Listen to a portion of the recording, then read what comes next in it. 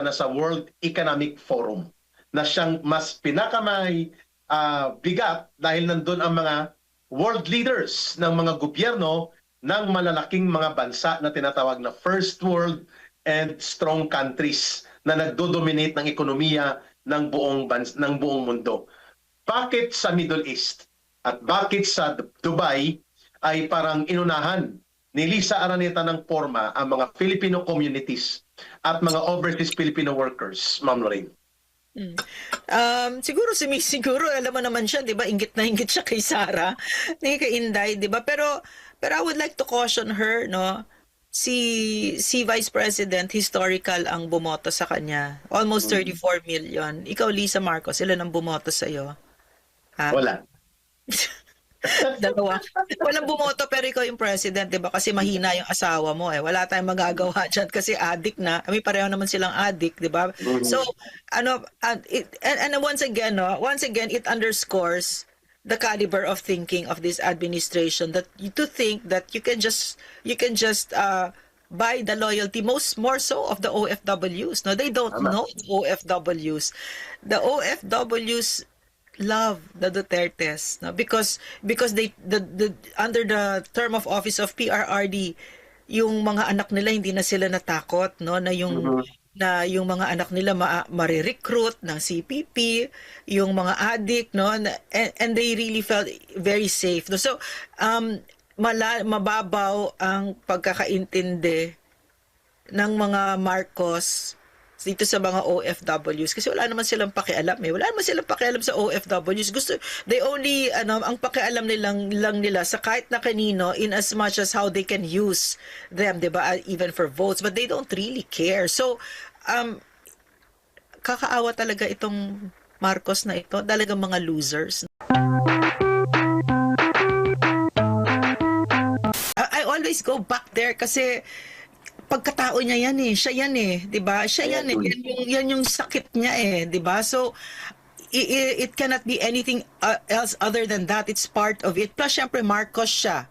Mga magnanakaw, pinalaki ng mga magnanakaw. Nagpapalaki ng magnanakaw. Si Sandro Marcos ay magnanakaw din, mga addict din. It's a deeply dysfunctional family na unfortunately damay ang buong Pilipinas dito. So, as to that statement of Claire Castro, of Bongbong Marcos, care of Claire Castro, Bongbong Marcos feels totally entitled, no? Nababuyin ang Vice President at i-impeach ang Vice, pero hindi siya pwedeng galawin. Yan ang sinasabi niya. Diba? Bakit? Maganda yung punto mo, Ma'am Lorraine, ha? Yeah. Maganda yung pinupunto mo. Huwag po nating personalin si Aling Claire Marites Castro. Because yun po ang role niya. Tagapagtapon ng basura dahil basura naman ang kanyang produkto. The product is Marcos eh.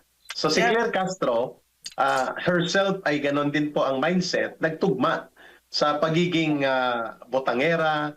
Mantakin mo, even ang former ally nila, Mama, si former Executive Secretary Lucas Bersamin, tinatawag niya ito si Claire Castro na wag namang masyadong palingkera ang mga statements.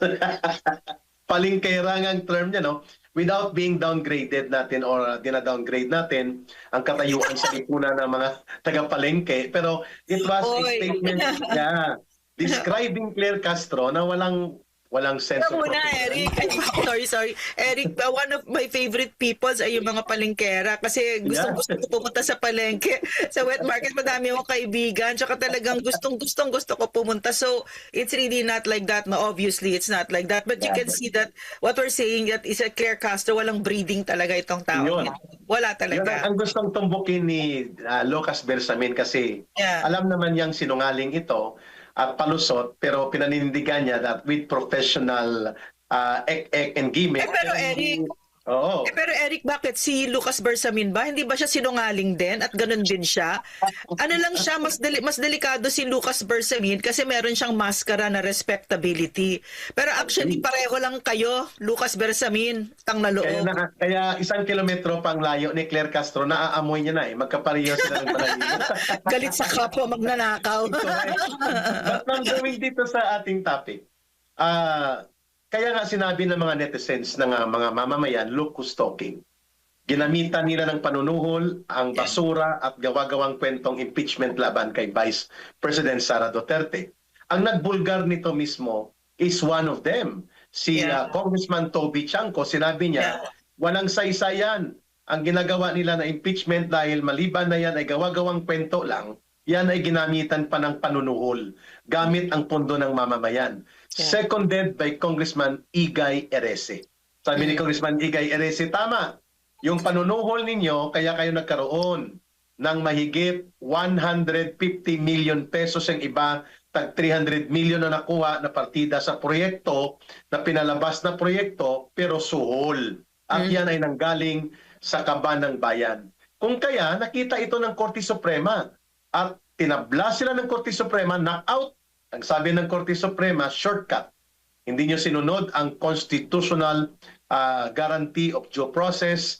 Hindi nyo sinunod ang tamang pagtingin sa mekanismo ng impeachment, kaya ibasura namin ito.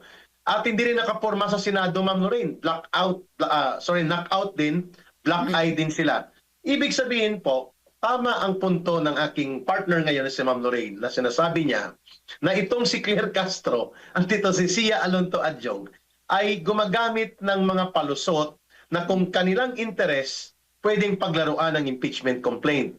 Basta ang layunin ay i-remove si Vice President Sara Duterte, di bali ng manuhol, di bali ng basura at walang saysay ang complaint, di bali ng lapagin ang konstitusyon. Pero kung si Marcos na ang babalikan ng seryosong pananagutan, seryosong kaso, aba, to the rescue itong mga sip-sip na alipores nila kagaya ni Claire Castro at ni Sia Alonto Adjong. Ma'am Lorraine, your take on that sa sinasabi ni Congressman Toby Chanco at Congressman Erese, na walang saysay talaga from the very start yung ginawa nila kay VP Sara Duterte. Subalit ngayon, ito naman ay nagpapakita na parang gusto nilang gamitin na rason na walang dahilan na ma-impeach si Ginoong Marcos Jr., Ma'am Lorraine. Very dangerous, levity aside, no, very dangerous yung message na sinasabi ni Bongbong Marcos, no, that he is untouchable. No, kasi with the vice president, no, yeah, she is an impeachable officer, etc., etc. But okay, put it aside first, no. The reasons for impeaching Bongbong Marcos are very real and very serious. Agree. Gosh, where do I even start? Where do I even start? No, yung mula yung sinabi ni Congressman Erese, yung budget, yung hindi niya nagawa yung trabaho niya, 'di ba? Hindi niya tinignan yung budget na yan mula nung umupo siya. Tapos ano pa? No, yung plunder, pagkatapos yung pakikipagkuntsabahan sa CPP. Diba? Tuloy-tuloy, very serious offenses. Pero sa Vice President, this is just a side note, because I just want to get to my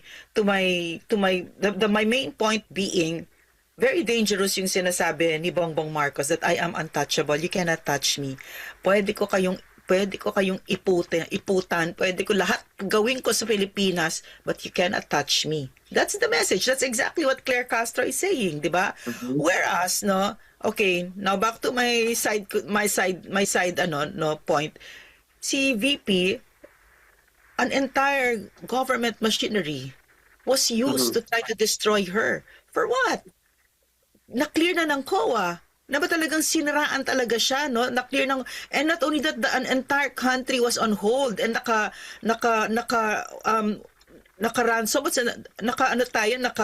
nakapreso tayo habang sinisiraan nila si Vice President because staggering amounts were used to try to destroy the Vice President. Kasama na yung AIX, yung tupad. Instead of it going to nation building, it was given to dole-outs and bribery and buying of loyalty. Diba? So, ang sinasabi na yan nila Adyong na mga lick-ass talaga, no? Kasi si Adyong magnanakaw yan eh. Yeah. No? Ano siya eh, ilan yung bilyon-bilyon ang nanakaw ng hayop na yan. Hoy, Adyong, magnanakaw ka. Diba? So, kaya siya ganyan, no? Nakakahiya itong mga ito. Parang hindi na ba uso ang hiya ngayon? Parang ganun. Wala bang uso ngayon? Parang wala na talagang sa nakahihiyan. So, these lick-ass politicians, no, like Adyong, is sending us a very dangerous message to the Filipino people. You cannot touch this plunderer. You cannot touch this traitor. Not only that, I forgot pa pala, Eric. On top of that, no, he surrendered the sovereignty of the Filipino people by surrendering a Filipino citizen to a foreign court. That's treason. Agree. Yung ginawa niya. Correct. Extraordinary rendition. So, I'm saying that you mean we cannot touch you for that? You mean to say, hindi na tayo demokrasya? Diba? So, yan yung delikado na sinasabi ng mga ito. No? Yeah, I agree. Ang early trigger poll na ginawa nila dahil wala pa namang formal impeachment complaint. Hindi pa nga alam anong grupo, sinong grupo. Pero inunahan na nila. It means, ma'am, they're anticipating. Kasi nga nagsalita si Congressman Erese. Sabi niya, yung ginawa ni Marcos na 3 budget cycle na tinago nila sa unprogrammed appropriation ng Pandaraya at Pandarambong, yan ay unconstitutional.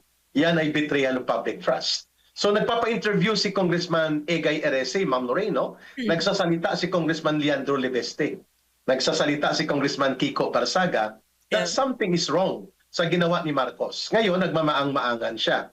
Ako naman ay sumasang-ayon sa pananaw na bakit untouchable kapag si Marcos? Bakit questionable ang impeachment kapag siya? Sapagkat gusto niya na ipalabas sa taong bayan na wala siyang kasalanan, which is dangerous. Yeah, yun ang delikado. Yung pagmamaang-maangan niya to the point na discredit nila ang valid and constitutionally mandated mechanism to remove him from office, which is the impeachment. Sapagkat una, ang nagpalabas ng lahat ng unprogrammed appropriations, including ang hundreds of billions of pesos, si Marcos. Diyan pa lang ay questionable, black eye na siya. Impeachable offense yan, Ma'am Lorraine. Idineklara na ang unprogrammed appropriations, ang insertions, ay mga pork barrel type ito na hindi pwedeng maging bahagi ng budget pero pinirmahan niya at pinalusot. Number 2, malinaw din na ang 60 billion na kinuha sa PhilHealth was a criminal act. Sabi ng Korte Suprema, mali, ibalik nyo. That was an act tantamount to plunder or tantamount to acts of graft and corruption, which is technical malversation. Decided case, unanimous, en banc, jurisprudence, 60 billion sa PhilHealth. Number 3, yung binanggit mo, Ma'am Lorraine, yung kanyang pagpapadukot kay Duterte, kay Pangulong Duterte, yung kanyang pakipag-cooperate sa isang bogus entity with a total and treacherous surrender of the sovereign authority of the Philippine Sovereign Authority State ay isang kataksilan. Culpable violation of the Constitution. Recorded yan sa Senate deliberation sa Committee on Foreign Affairs na pinamumunuan ng kapatid niya. 3 na. At ang pang-4, ang pagiging drug addict niya. Si Amy Marcos mismo ang witness. Kapatid niya, kasama niya sa paglaki, ang nagsasabi na siya ay lulong sa droga. Violation ng Dangerous Drugs Act, violation ng kanyang oath of office, that he will be implementing all laws of the land, including lahat pati ang konstitusyon at ang Dangerous Drugs Act. Siya adik at patuloy na nagiging adik. 4 na. At ito ang pang-5, mga kababayan. Ang kaniyang mga ginawa na paggamit ng Kongreso, pinupunduhan, sinusuhulan, ay pagtataksil sa konstitusyon at sa saligang batas at sa taong bayan. Kaya sila natatakot. Kaya nila pinapalabas na gawa-gawang kwento ito. Even without complainants right now, naghuhumiyaw ang katotohanan na ang taong bayan nakikita ang malubha at seryosong paglabag at pag-abuso ni Marcos sa batas, kapangyarihan at sa saligang batas mismo. So bakit sila ngayon nagpapanik, Ma'am Lorraine? What do you think? Bakit ganitong reaksyon nila na pinapalabas nila na kung mayroon mang mangyayari na impeachment complaint, gawa-gawa ng yan at pangaharas kay Marcos Jr.? I think Eric, no, na I already sense it. It's a very desperate administration already, no? Talagang in despair na sila. Plus, no, he can say whatever he wants to say, but you cannot change the fact that the people no longer trust him, no? The trust, the belief, 97% of Filipinos, is 97, 96, something like that. Yeah, correct. Filipinos believe that corruption is endemic in government. It's malalim, no? That corruption exists, no? My gosh, that's a terrible number, and it happened under your watch. And that and on top of that, to complete the picture even more, your trust rating is abysmal, historically never before seen. Sa madaling salita, it is thus safe to say, sinusuka ka na ng Pilipino. 'Di ba? So yung impeachment na yan, yung ganyang response nila, ano na yan, response na yan ng mga natatakot, lalo na yan mga adyong na yan, mga lick-ass na yan, no, yan katulad nila Romeo Acop, at andyan na siya, wala na siya, no, ang sina Abante, sila ganyan, natatakot na yung mga yan, no, natatakot na sila kasi, ano na eh, ang response ng tao, ayan na, rage na talaga, no. And speaking of rage, Ma'am Lorraine, Yeah. nakakagalit din po itong highly pretentious and feeling niya magaling at matino siya, itong kurakot na si Terry Ridon, na dating komunistang terorista sa Kabataan Party. Eric, hindi na siya CPP? Kino-confirm natin, ma'am, kasi the way he is acting right now, parang extension pa rin siya ng Communist Party Kasi sa loob. sinabi mo kasi kanina parang sinipa siya. Eric, may tanong ako, kung sinipa siya ng CPP, gaano ka naman kalaki na loser na sisipain ka ng isang teroristang organisasyon? Di ba, sobra ka namang loser, Terry Ridon. Basura na nga yung CPP. Tinapon ka pa ng basura. Basurang-basura ka. Correct, ma'am. Kasi ang kaso niya, financial opportunism. Corrupt talaga. Magnanakaw talaga. Naalala mo, Ma'am Lorraine, isa ito sa pinagalitan at sinipa ni Pangulong Duterte. Yeah. Yes. Dahil pa first class ticket, pa travel, na parang turista, at wala siya sa opisina niya, ang kanyang opisina, Presidential Commission for the Urban Poor. Pero ang kanyang lifestyle, rich and famous ang feeling niya sa sarili niya. And during that time, ang alam namin sa mga dating kadre ay nagugumo na siya sa korupsyon, sa pag-abuso sa pondo, kaya natanggal ito sa CPP, NPA, NDF, mga kababayan.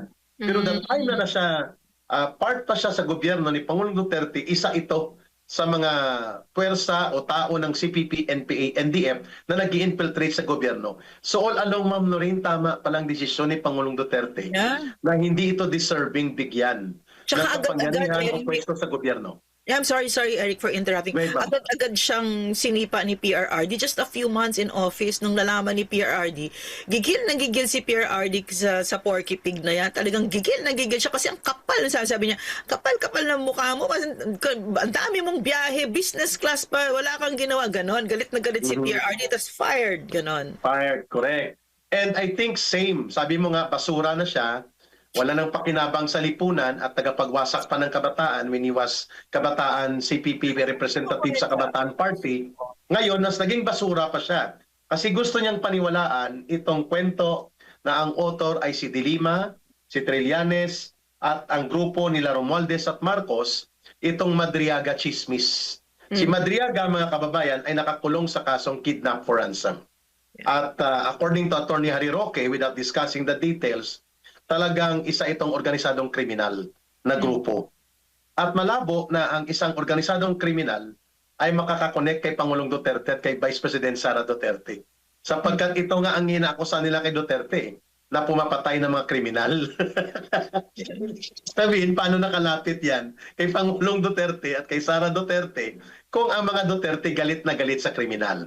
Sinasabi ni Terry Ridon, itong pakawala ng mga komunista na aliado nila o pwersa nila ulit, gamit niyang party list ang entry point niya sa Kongreso, at ngayon lumalabas ay bayaran na rin ni Romualdez at ni Marcos itong Terry Ridon na ito, na si Sara Duterte ay konektado kay Madriaga. At si Madriaga ang kinontak para gumawa ng mga criminal operations para kay Sara Duterte. Your take on this, Ma'am Lorraine? Eric, mga kababayan, alam mo, naaawa ako sa kanila, naaawa talaga ako sa mga kalaban. I mean, honestly, without being sarcastic, no? Mahirap na kalaban talaga ang Duterte. Magmumukha kang tanga pag mag-iimbento ka ng kwento. Kasi yun na lang ang paraan eh. Hindi sila magnanakaw katulad ni Bangag at saka nila Tambaloslos at saka ni Ridon. Hindi sila incop, napakagaling, napakahuhusay na mga, 'di ba? Up to now, no? I mean, it's almost 4 years. He's almost 4 years out of office, 3.5 years, and yet he has even risen to be a bigger moral giant for the Filipino people. I'm talking about PRRD, President Rodrigo Roa Duterte, di ba? So, and why is that? Why is that? Because he served the people really, really well. I mean, I was given that gift nga to work with him. I saw it talaga. And this is why I will follow this man to the ends of the earth. Now, you can call me whatever you want to call me. Fanatic, whatever. Oh, really? Kaya ako nga, ma'am, Yeah. ma'am, tinatawag ko ngayon na Dutertismo eh. Oh, Because yeah. it's Yeah. a system of good governance. Yes. Yeah. Hindi nakakahiya ang Dutertismo because Yeah, Dutertismo is not fanaticism. Dutertismo is a set of values of good government na pinakita ni Pangulong Duterte. Ma'am, naalala mo, Terry Ridon tried to connect ang corruption kay Duterte, kay Pangulong Duterte lalo na, nang pinaimbestigahan niya pero nag-black eye siya, sinupla siya ng taong bayan, itong sa may dolomite niya. Sabi ng taong bayan, tarantado ka ba? Basura yan dati, ang lugar na yan, inayos, nilinis, at pinakinabangan nagkaroon ng isang bagamat artificial na beach, pero beach na malinis, napapakinabangan ng mga pobre na nandyan po sa paligid ng Manila. At ngayon, sasabihin mo na ninakawan ni Duterte, hindi kumagat yung kanyang dolomite nitong Terry Colocoy Ridon na paimbestigahan si Pangulong Duterte at inilabas niya ito, Ma'am Lorraine, mga kababayan, sa panahon po na lunod si Marcos sa flood control scandal. Ngayon, ito na naman siya. Dahil may papalapit at pwedeng sumambulat ang impeachment laban kay Marcos Jr., inunahan niya na. Si Sara Duterte naman ang inaatake nitong Colocoy na si Terry Ridon. Hindi kaya binabalikan niya si Pangulong Duterte sa pagdisiplina, rightfully sa pagsipa sa kanya upang hindi malugi ang taong bayan sa katarantaduhan niya sa gobyerno? Ma'am Lorraine. Ano, what will it take, no? Kunyari kalaban ka na mga, you want to take down the Dutertes. What will it take for you to do it, di ba? You'll have to come up with some of the most ridiculous things people have ever heard. How can you criticize? Is there something wrong with you? How can you criticize a beach that is so beautiful, that's open to the poor, no? And how it was a garbage heap, tapos how can you criticize? It's just ridiculous, super ridiculous, di ba? So, and then now sasabihin mo yung kay Ramil Madriaga, that's so ridiculous also, di ba? Pero, I believe that this is all this is part of a bigger group, no?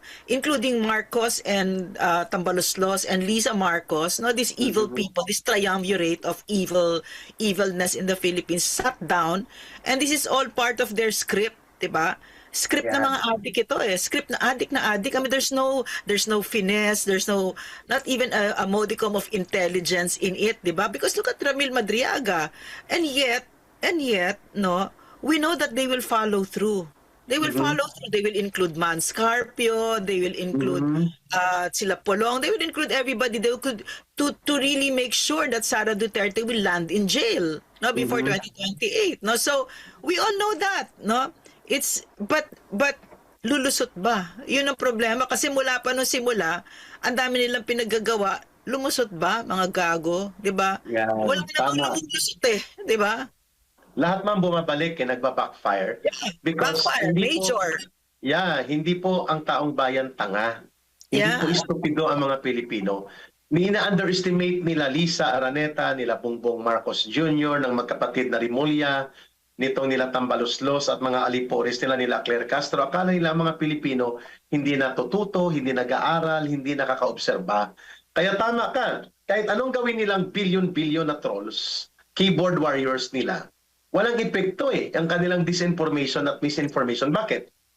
The most trusted and the most considered to be an alternative leader of the country right now, kahit anong demolition job ang gawin nila, si Sara Duterte pa rin, in all surveys. At yan ay, walang binabayad si Sara Duterte ni Cinco na sa survey firm. Hindi yan nag-hire ng survey firm para mag-survey lamang. Kaya nga aligaga si Claire Castro, sabi niya, ma'am, hindi pwedeng ikumpara ang survey na yan kung bakit may mga negative reaction kay Marcos Jr. dahil nagtatrabaho siya. Ang isa nagbabakasyon lang. Referring to Sara Duterte. Ang sagot sa kanya ng mga netizens, nagtatrabaho para pagnakawan kami at dambungin ang kayamanan ng bansa. Hindi trabaho yon. Yon ay krimen. Yon ay pag-alipusta sa bayan. Si Sara Duterte, kahit wala sa opisina niya, kitang-kita ang resulta. ang output, kahit limited ang budget, kahit sinisira, winawasak, ginigipit, nagdi-deliver siya. That's a leader. Hindi nagpapatinag at kahit ang ama niya ay pinadukot na. May lumabas dito ngayon lang na message sa phone ko. Tiningnan ko to kanina. Harry Roque was talking about the time na dudukutin na si Pangulong Duterte. Kinuha ni Marcos Jr. ang statement or opinion ni Lucas Bersamin bilang former Chief Justice. Ang sagot daw niya, we have to follow the rules of the ICC and there is a requirement for him to be presented in court. Sumagot daw si Lisa Araneta, who are you working for? Sa administrasyon ngayon o kay Duterte ka? So ang nag-giit pala, dahil takot na takot sila na nandito si Pangulong Duterte sa Pilipinas, hindi lang si Bongbong Marcos Jr., mismo si Lisa Araneta ang nagsabi, ano pang inaantay nyo? Dalhin nyo na yan. Ganyan siya ka-evil, mga kababayan. At itong si Terry Ridon, reporting daw ito kay Lisa Araneta at kay Romualdez sa kanyang special operations. Parang kagaya ni Lula Layla de Lima, and Hontiveros and Ronald Tartar-Llama, si Boy Tartar, yung pinagtampuhan ng toothbrush na BFF ni Hontiveros, reporting directly kay Lisa Araneta at kay Romualdez. Well-funded. So, tama ang binabanggit mo. Ito ay isang organisado, planado, well-funded na demolition job. At ito ay last-ditch effort, sabi mo, desperate acts. Dahil papalapit na ang 2028. Nakatayo pa rin si Sara Duterte. Malakas pa rin ang political influence ng mga Duterte. That is undeniable. Your take on that, Ma'am? Yeah. Lisa Marcos, no, saying something like that is not surprising, no? Ano pang inaantay ninyo? 'Di ba? Nag-aano ba kayo? Kanino ka? 'Di ba? So, it's the mind of a drug addict. Number one, because there's no finesse. There's no, and number two, it's a mind of somebody that's also very drunk on power. No, talaga. And that is the character trait of the Marcos administration. Especially not just Marcos, not just Lisa Marcos or Tambaloslos, but those around him, no. Lasing na lasing sa kapangyarihan ang mga walang hiya. Because you were saying, Eric, you were saying that akala nila makakalusot sila, etc. Naman parang mahina yung kukote. Alam nila, we know that they're lying. I'll go back to that. We know that they're lying. And they know that we know that they're lying. And we know that they know that we know that they're lying, and yet they continue to lie. Kasi wala silang pake. Wala silang pake kung ano sabihin natin. Wala kaming pake, 'di ba? Basta ginawa namin ito, kami masusunod. Kami ang masusunod. At talaga si Digong, hindi ko kailangan ko iharap sa korte. Wala akong pake. Basta ilipad nyo 'yan. So, ang ginawa talaga ng mga ito, mga lasing na lasing sa kapangyarihan, that they really feel that they will get away with it. Diba? Very brazen, with impunity. Yan si Nicolas Torre, kakalad ka rin daw niya. Putang ina mo, may araw ka din, hayop ka, Nicolas Torre. Diba? So, ginawa mo yan kay Digong, markado ka sa aming lahat, hayop ka. Diba? And so, he was taking order not just from John B. Crimolia. He was taking order directly according to the sources that we have from Lisa, not from Marcos. And remember, Eric, at that time, Lisa Marcos was in the US. No? She was enmeshed in a drug scandal. Correct. Where Paulo Tantoco died. Oh my God, 'di ba? Ano nangyari sa Pilipinas na drug addict, mga sex orgies, and at that time, 'di ba, that Dean Chase, I mean, if you put everything together, oh my gosh, does the Filipino deserve this kind of shit, 'di ba? It's just terrible talaga. So I'm just saying, that all of this was happening, and at the end of it was this heinous crime of which PRRD was at the receiving end. And they really actually and truly thought, these idiots, no, that they would get away with it. Why? lasing na lasing sa kapangyarihan ng mga Lasing sa kapangyarihan. drug addict na ito, no? Mm. Walang takot sa batas, kami ang batas. So I want to Yun. underscore that kasi yan yung naramdaman natin, Eric, yan yung naramdaman ng SMNI, yan yung naramdaman ng maraming Pilipino. Yan, si General Pokis, si Gutesa, no, na Gutesa. nagsasalita lang, pero grabe yung yung consequences na nagsasalita ka, pero hindi nila mahawak-hawakan yung mga ICI na yan, no, was created to cover up. So what Marcos has done to the Philippines, no, government, is very dangerous, no, and we have to. It's very important na bawat Pilipino ngayon ay tumatayo at sinasabi, hoy, tumigil ka. Kasi napaka-abusado nito. So, mahalaga yon na for the record, tumayo ka at sinabi mong hindi pwede yan. Diba? And for a person or for a man who spent almost 2 billion pesos voluntarily to give support kay Marcos para lang magpresidente, pinagamit ang eroplano, tinulungan, at walang hiningi sa kanya maliban sa isang maliit na board of director para sa apo niya sa PCSO. I'm talking about Governor Chavit Singson. Natawagin si Marcos bilang pinakasinungaling na nakilala niya at pinaka-arti-artihan at tarantado, at inamin niya na hindi man magagawa yan ng normal lang ang kaisipan na tao. Drug addict kasi, yun ang term ni Governor Chavit Singson. Sa mga pahayag na ito ni Governor Chavit Singson, ma'am, kaagad to the rescue itong pambansang tagapagtahol. Yan ay seditious. Yan ay inciting to sedition. Pero si Claire Castro ang sinasabi ko, ma'am. Pero nang lumabas ang statement at pahayag ni Colonel Odi Mungao, active senior colonel ng AFP, withdrawing support from Marcos because of the issues of crimes of plunder and corruption. And out of that, sabi niya wala ng moral authority si Marcos. Ang reaksyon ng Malacanang urong ang dila, ma'am. Sabi nila, sana ang AFP, ang Philippine Army maghunos dili sa pag-imbestiga kay Colonel Mungao at sana maging patas kayo. Bakit? Dahil takot na takot sila kapag ang na-offend nila ay ang military, ang AFP. Your take on this statement, Ma'am Lorraine, ingat na ingat ang Malacanang. Si Marcos para sabihin, court-martial na yan, hindi kaagad. Sabi niya, imbestigahan ng masusi, maging maingat, maging objective kay Colonel Mungao. Wow, talaga ha?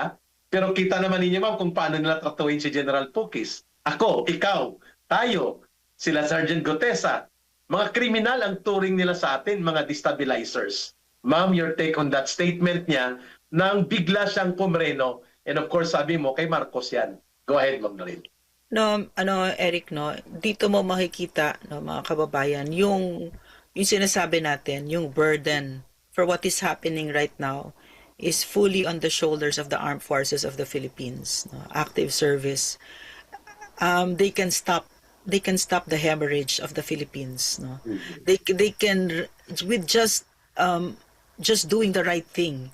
Just by doing the right thing, talagang aayos ang Pilipinas ng malaki. No? So ito yung formidability ni Colonel Mungao, yung kanyang integridad.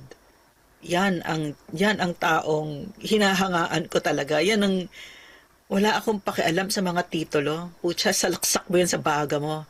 Pero yung kung anong ginawa mo sa buhay mo, yung integridad mo, diyan ako amazed sa mga. So you can see, no, what is fearsome to a corrupt government is a person that you cannot buy. Walang presyo. May integridad. Diyan umuurong ang bayag ng mga hayop na yan. Kasi sila sampusang pera yung mga yan. So for every Filipino na nakilala natin, no, mga trolls na pwede mong bayaran, mga generals na pwede mong bayaran. Hello, Omet Browner, kamusta ang iyong BGC condo? 'Di ba na sinasabi ni Omet sa mga kamag-anak daw niya, "Oh, really? I heard differently, Omet. Sa iyo yan. Sa inyo yan ni Melody." Okay? So for every Omet Browner, there is a Mungao. There is a Colonel Mungao. So wag kayong mawalan ng pag-asa basta lumalaban ang Pilipino. At naniniwala ako, no, na dumadaloy sa dugo ng Pilipino ang pagkabayani. No, duyan tayo ng mga magigiting. At yan yung pinapakita ni Mungao. So ngayon, na umurong talaga sila. na hindi yan umuurong yung mga yan kasi nga ang kakapal ng mga of brazen with impunity. 'Di ba lasing sa kapangyarihan pero usog sila sa AFP. Kaya nga sinasabi natin, AFP, the onus is on you. The future of our country, of our children is on you because years from now, we will look back at this time and things will we are at a crossroads in our country's history. No, so Yeah, I agree. And ma'am, speaking about that, bakit po nagunos dili? Kumalma si Marcos Jr., umatras si Lisa, at umatras at umurong ang dila ni Claire Castro. Because kung they will treat roughly and they will treat oppressively, mapanupil at bastos at tarantado ang pagtrato nila kay Colonel Munggaw with 34 years of service to the AFP, baka mag-generate ito ng sympathetic reaction. Mag-generate siya ng kahalintulad na diskusto at mag-generate sila ng simpatya kay Colonel Munggaw na iyan ang kinatatakot ni Marcos Jr. Ang hibla, the last straw na pumipigil kay Marcos na lumaya sa poder at tumalikod na sa kanyang kapalpakan at katarantado at harapin ang kanyang pananagutan ay ang paniniwala na ang AFP at PNP ay nasa kanya pa.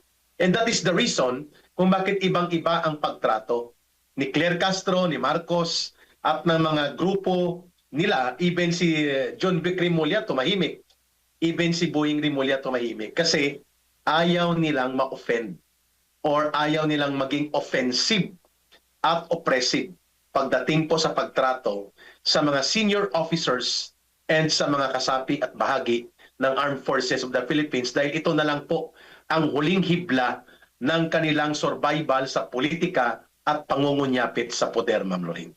Pero go ahead, Ma'am. Pero Eric, I would like to think, kasi kilala ko sila my closest friends, my husband, etc. I would like to think, that the Armed Forces of the Philippines is not reactionary, What they will do, if they will do the right thing, will not depend on the statement of Claire Castro or how well they're treated by the government, or they will do the right thing for our country. Kasi may nakatrabaho mo mga sundalo, si PRRD yung taas ng tingin niya sa sundalo. Gagawin nila kung anong tama kasi nga ibinibigay nila yung buhay nila sa Pilipinas 'di ba? So I don't think that it should depend on the statement of someone like Claire Castro. 'Di ba? I mean, they have to do the right thing. They have to do the right thing, and the right thing really is to withdraw their support from a most immoral leader. Kawawa ang Pilipinas, And I think and then Eric, tumitigil ba siya sa pagnanakaw niya? Hindi. Tuloy-tuloy ang pangungulimbat niya at saka yung pagpunta sa Dubai. Sa Dubai. What is Dubai? Dubai is a haven for money launderers, Money laundering. So I would not be surprised kung yan ang ginagawa ni Palaka at saka ni Bangag diyan sa Dubai, ni Lisa Marcos at ni Bongbong Marcos, kung ba't sila nandiyan. At saka narinig ko din nagpa-party sila. May concert. So speaking of Dubai, Torina, speaking of Dubai, mga kababayan, I invited po for a 3-day or 4-day event si Vice President Sara Duterte among the different Filipino community groups in Middle East sa Dubai. Official po ang pag-invite sa kanya. At pati po mga labor partners na tumutulong sa employment ng ating mga kababayan. Subalit, hindi nagpahuli po, Ma'am Lorraine, mga kababayan. Itong si Lisa Araneta, pumunta siya 2 days ahead at pinagpaliban niya ang pagsama kay Bongbong Marcos Jr. doon papunta sana sa World Economic Forum na siyang mas pinakamay bigat dahil nandun ang mga world leaders ng mga gobyerno ng malalaking mga bansa na tinatawag na first world and strong countries na nagdo-dominate ng ekonomiya ng buong mundo. Bakit sa Middle East at bakit sa Dubai ay parang inunahan ni Lisa Araneta ng porma ang mga Filipino communities at mga overseas Filipino workers, Ma'am Lorraine? Siguro alam mo naman siya, 'di ba? Inggit na inggit siya kay Sara, kay Inday, 'di ba? Pero Pero I would like to caution her, no? Si Vice President, historical ang bumoto sa kanya. Almost 34 million. Ikaw, Lisa Marcos, ilan ang bumoto sa iyo? Ha? Wala. Dalawa. Walang bumoto pero ikaw yung president, 'di ba? Kasi mahina yung asawa mo eh. Wala tayong magagawa diyan kasi addict na. Kami pareho naman silang addict, 'di ba? So, ano and once again, no, once again it underscores the caliber of thinking of this administration that to think that you can just buy the loyalty more so of the OFWs. No, they don't know OFWs.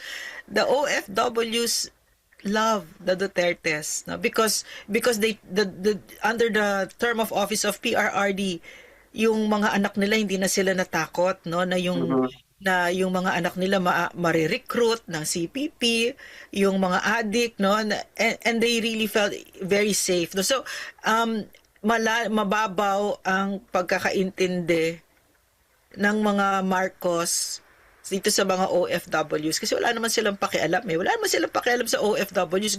They only, ang pakialam lang nila sa kahit na kanino in as much as how they can use them, di ba? Even for votes. But they don't really care. So, kakaawa talaga itong Marcos na ito. Talagang mga losers.